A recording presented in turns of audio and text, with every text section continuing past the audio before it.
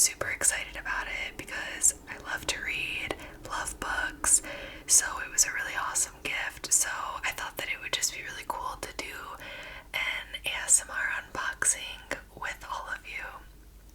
So first, to get started, I want to light a candle.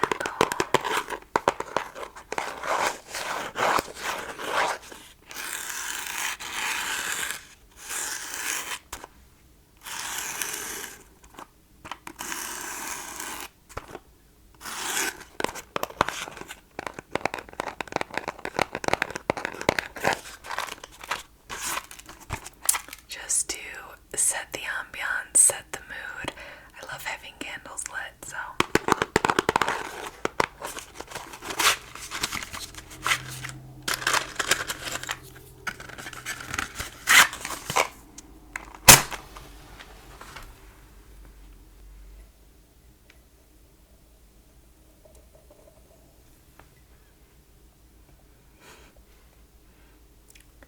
This match is really smoky.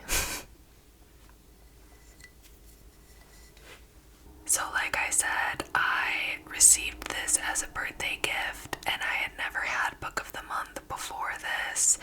So it was my first time ever using or doing or getting Book of the Month, and it was pretty easy.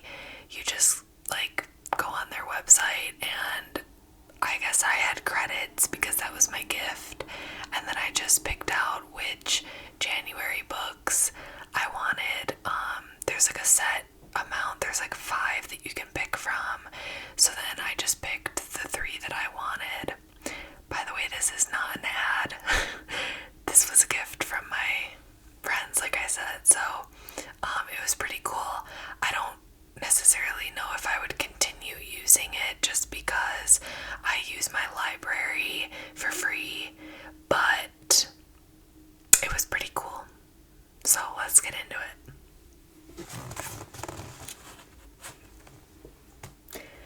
So this is the box that it comes in. It says Book of the Month on it.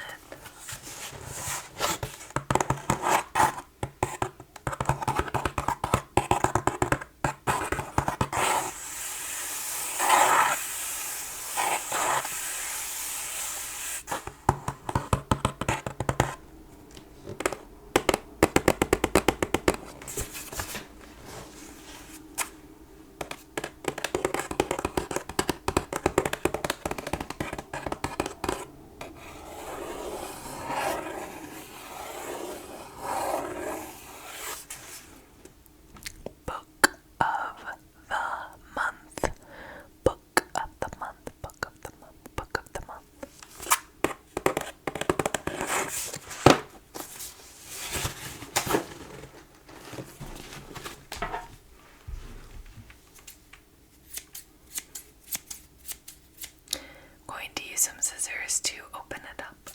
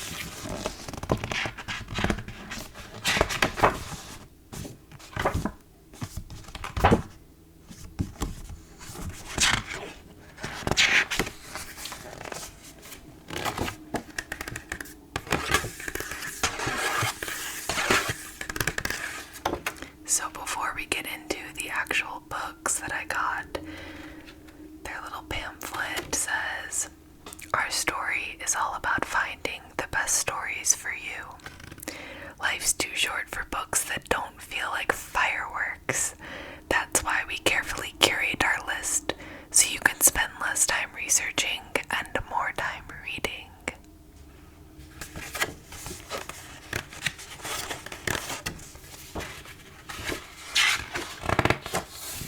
Okay, I'm genuinely a little bit confused because this says we've been promoting the best new voices since 1926.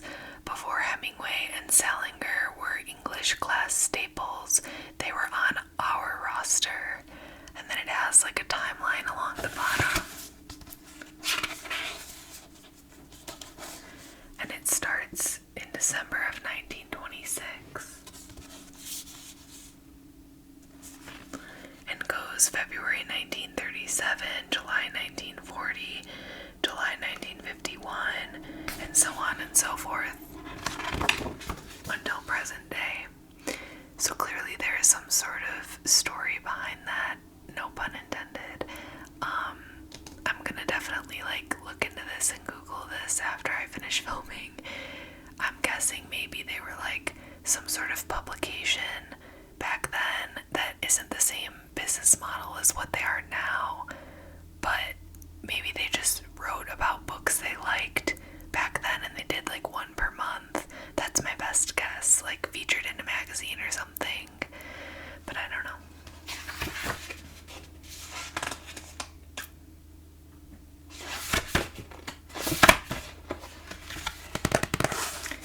There's other stuff in here as well, but I'm not going to read it all.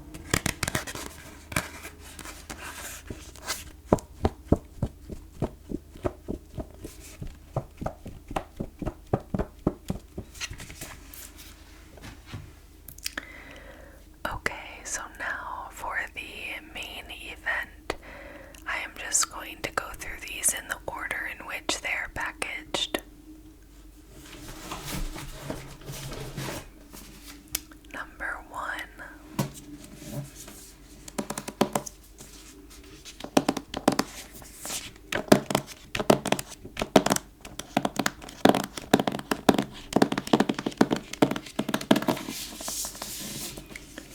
Age of Vice by Deepti Kapoor.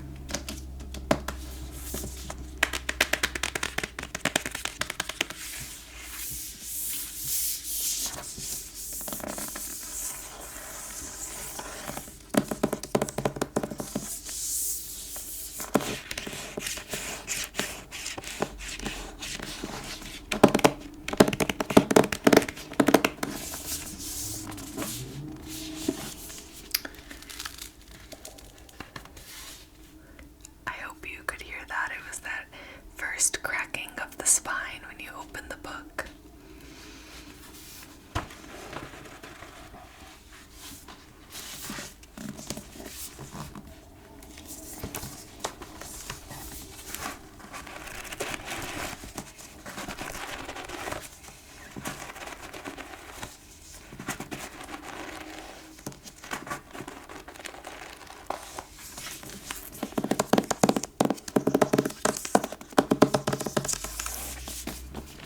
So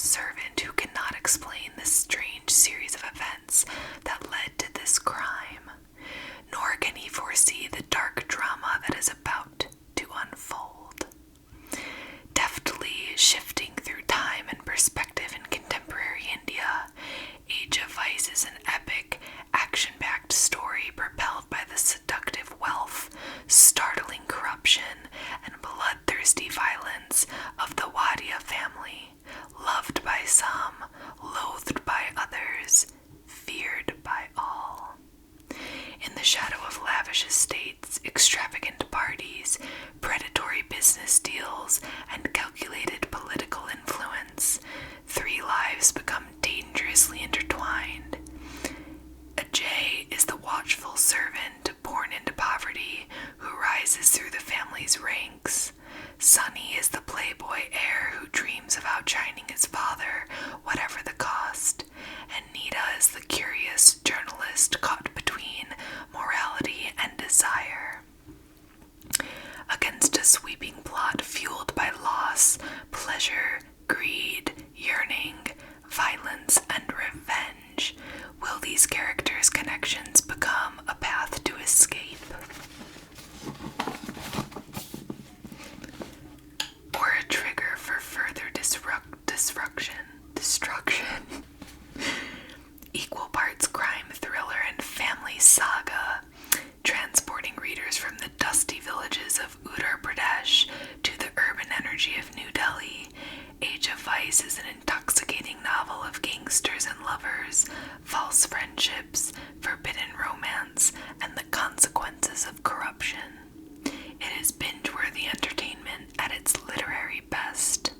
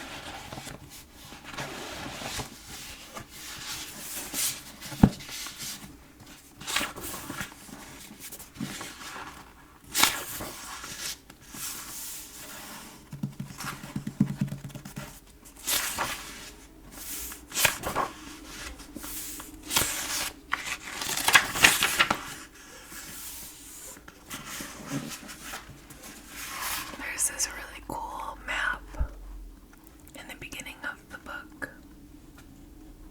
That's really pretty.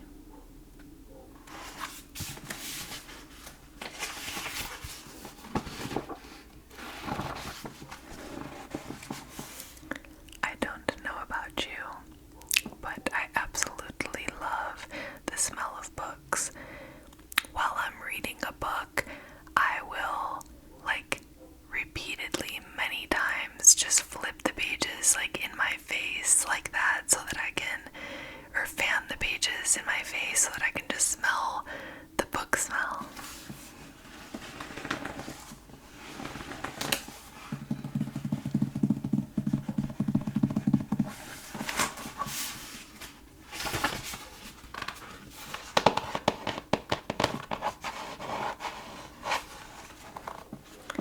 I am very excited to read this book.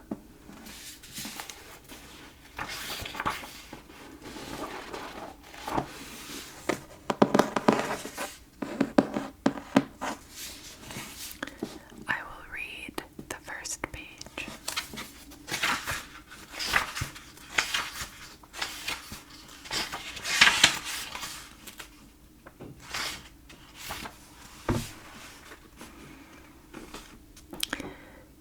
New Delhi, 2004. 5 pavement dwellers lie dead at the side of Delhi's inner ring road. It sounds like the start of a sick joke. If it is, no one told them. They die where they slept. Almost. Their bodies have been dragged 10 meters by the speeding Mercedes that jumped the curb and cut them down. It's February, 3 a.m., 6 degrees. 15 million souls curl up in sleep. A pale fog of sulfur lines the streets. And one of the dead, Ragini, was 18 years old. She was 5 months pregnant at the time. Her husband, Rajesh, 23, was sleeping by her side. Both belly shawls at the crown and feet, looking like corpses anyway, save the telltale signs, the rucksack beneath the head, the sandals lined up neatly beside the arms. A cruel twist of fate. This couple arrived in Delhi only yesterday, taking refuge with Krishna, Iyad, and Chotu, 3 migrant laborers from the same district in Uttar Pradesh. Each day these men woke before dawn to trek to the labor mandi at Company Bagh, trying to grab whatever daily wage they could find. Dhaba cook, wedding waiter, construction laborer, sending money back to their village, paying for a sister's shadi, a brother's schooling, a father's nightly medicine. That was a very dark start, but the book is, I'm assuming, going to be dark based on the description.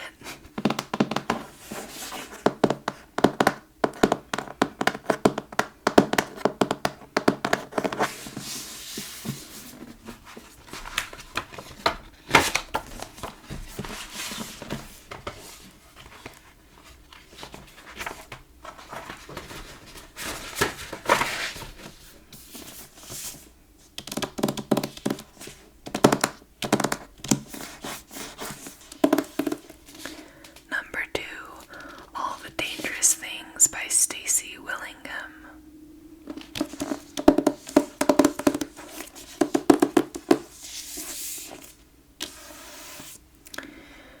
So, I'm not going to lie, this one was probably the least, like, oh, I really want to get that when I was looking at all the options.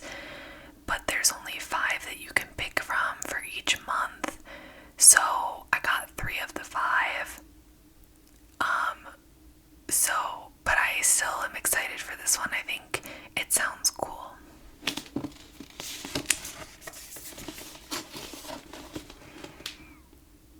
One year ago, Isabel Drake's life changed forever.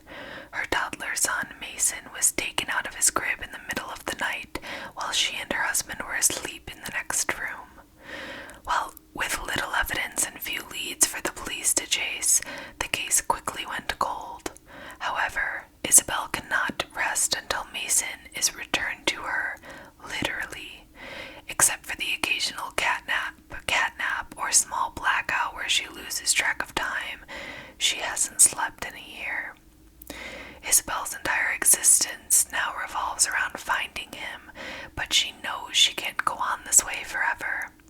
In hopes of jarring loose a new witness or buried clue, she agrees to be interviewed by a true crime podcaster, but his interest in Isabel's past makes her nervous.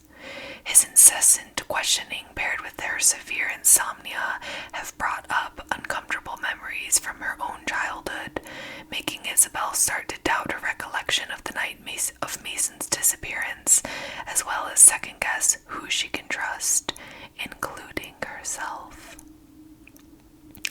But she is determined to find out the truth no matter where it leads. Following up her instant bestseller, A Flicker in the Dark, Stacy Willingham delivers a totally gripping thriller about a desperate mother with a troubled past.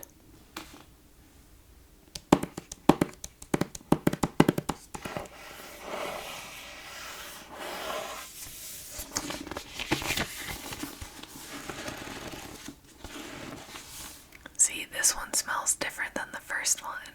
There's all the different types of book smells.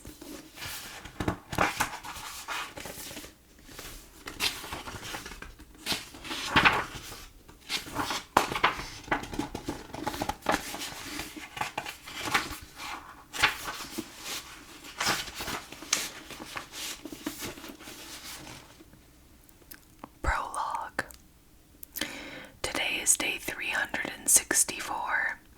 364 days since my last night of sleep.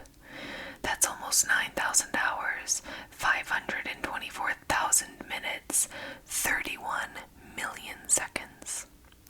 Or if you want to go in the opposite direction, 52 weeks, 12 months, 1 whole year without a single night of rest. 1 1 year of stumbling through life in a semi-conscious dream state. 1 year of opening my eyes to find myself in another room, another building, without any recollection of when I got there or how I arrived. 1 year of sleeping pills and eye drops and chugging caffeine by the quartful, of jittery fingers and drooping eyelids, of becoming intimately familiar with the night. 1 whole year since my mason was taken from me, and still I'm no closer to the truth.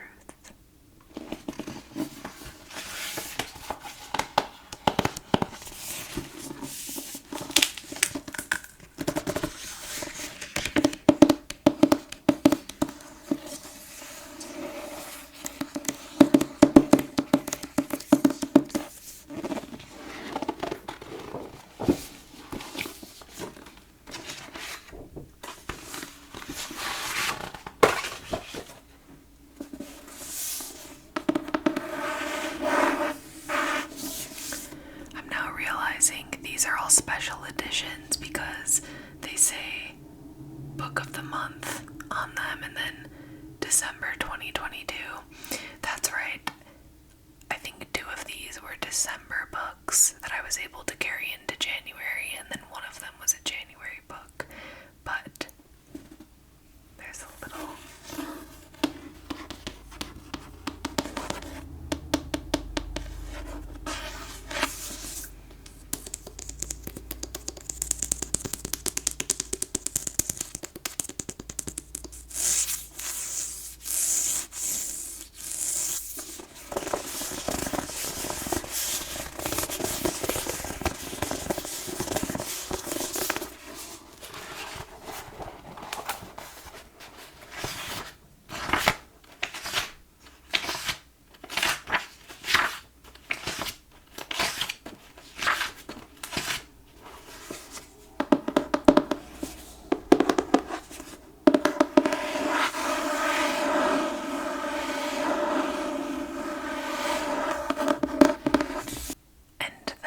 Last but not least,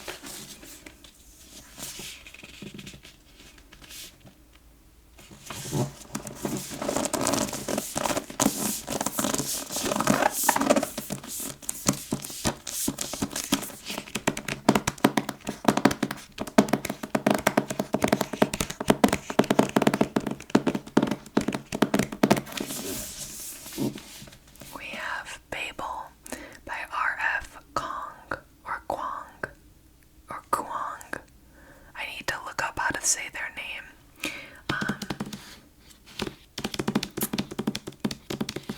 Or maybe it's Quang. I'm not sure.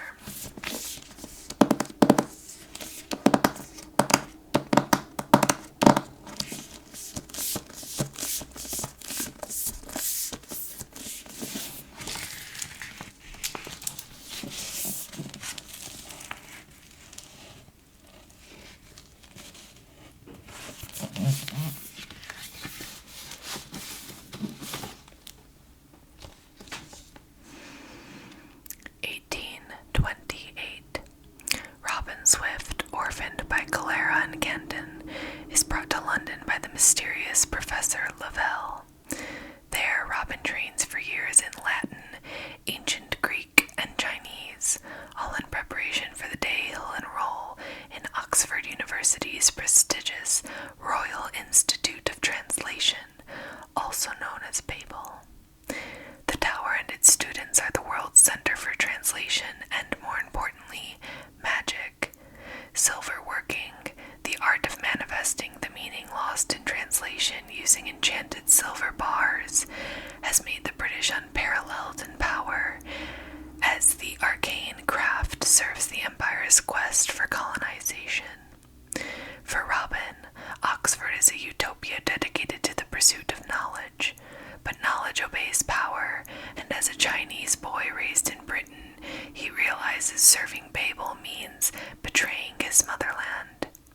As his studies progress, Robin finds himself caught between Babel and the shadowy Hermes Society, an organization dedicated to stopping imperial expansion. When Britain pursues an unjust war with China over silver and opium, must decide.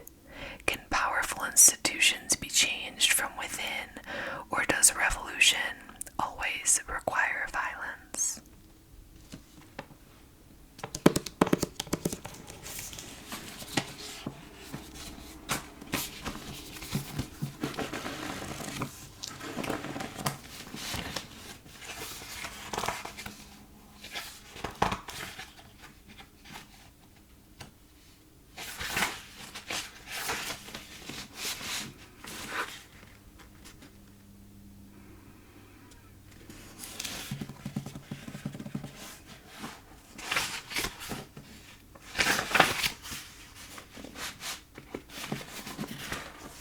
This one also has a map inside.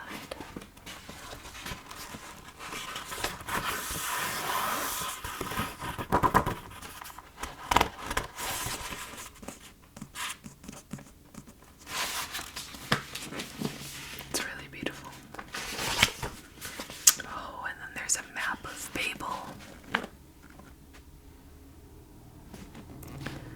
Silver working is at the top, then faculty offices, instruction rooms and reference materials, literature, interpretation, legal, and lobby.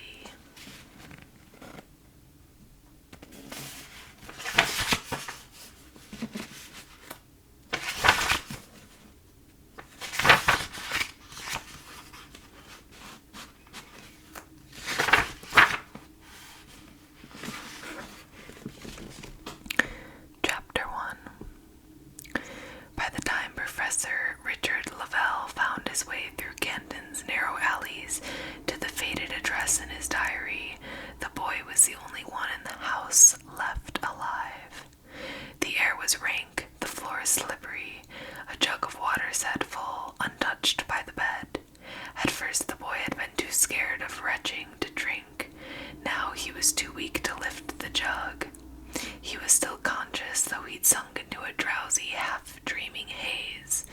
Soon he knew he'd fall into a deep sleep and failed to wake up. That was what happened to his grandparents a week ago, and then his aunts a day after, and then Miss Betty, the Englishwoman, a day after that. His mother had perished that morning. He lay beside her body, watching as the blues and purples deepened across her skin. The last thing she'd said to him was his name, 2 syllables mouthed without breath. Her face had then gone slack and uneven. Her tongue lolled out of her mouth. The boy tried to close her filmy eyes, but her lids kept sliding back open. No one answered when Professor Lavelle knocked. No one exclaimed in surprise when he kicked through the front door, locked because plague thieves were stripping the houses in the neighborhood bare. And though there was of little value in their home, the boy and his mother had wanted a few hours of peace before the sickness took them too. The boy heard all the commotion from upstairs, but he couldn't bring himself to care.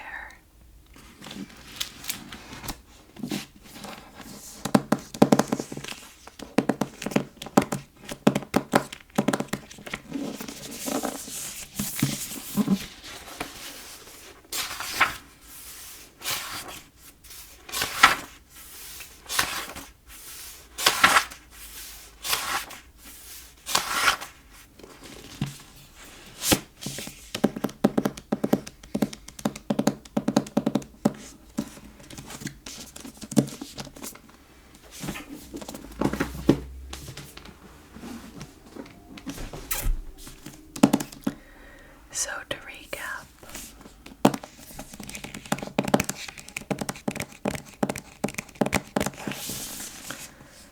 we had Age of Vice by Deepti Kapoor.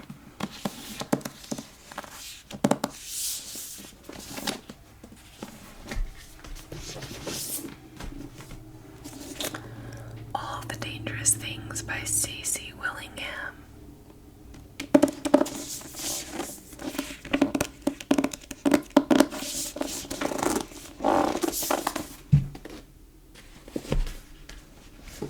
And Babel by R.F. Kuang, but I need to look up how to say their name properly.